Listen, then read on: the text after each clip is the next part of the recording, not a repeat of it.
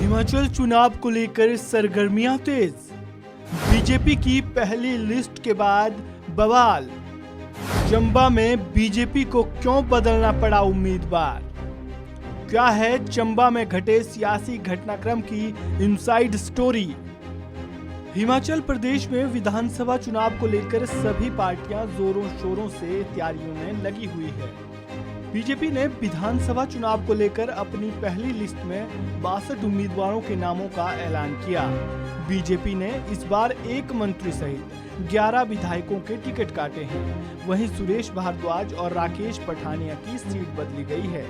BJP की list सामने आने के बाद से जिन विधायकों के नाम कटे हैं वे पार्टी हाईकमान से नाखुश दिखे, जिनमें से एक है चंबा सीट से विधायक पवन नैयर। बीजेपी की लिस्ट सामने आने के बाद चंबा में कुछ ऐसा हुआ कि पार्टी को 36 घंटे बाद ही उम्मीदवार को बदलना पड़ा। इस रिपोर्ट में हम बात चंबा सीट में उम्मीदवारों में हुए इस फेरबदल की ही करेंगे। सबसे पहले जानते हैं कि आखिर लिस्ट जारी होने के बाद हुआ क्या, जिसने बीजेपी को ये फैसला लेने पर मजबूर किया। बीजेपी ने बुधवार यानी 19 अक्टूबर को हिमाचल चुनाव की 62 उम्मीदवारों की पहली लिस्ट जारी की थी।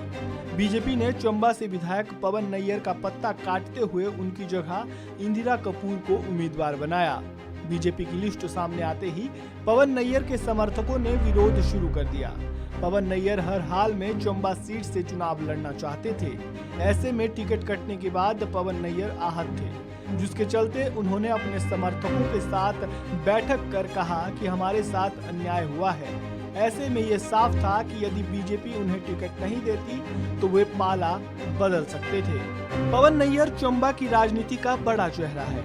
पवन नैयर ने 2017 में हुए विधानसभा चुनाव में कांग्रेस के प्रत्याशी को हराते हुए जीत दर्ज की थी। इससे पहले पवन नैयर कांग्रेस की टिकट पर 2 बार चुनाव लड़े थे, लेकिन दोनों बार उन्हें हार का ही सामना करना पड़ा।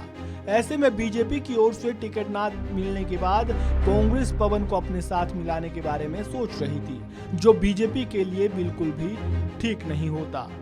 वहीं दूसरी तरफ पवन नैयर की जगह जिस इंदिरा कपूर को बीजेपी ने टिकट दिया था, उन पर सरकार फंड में हेराफेरी करने का आरोप है, जिसे लेकर निचली अदालत ने उन्हें सजा भी सुना दी है।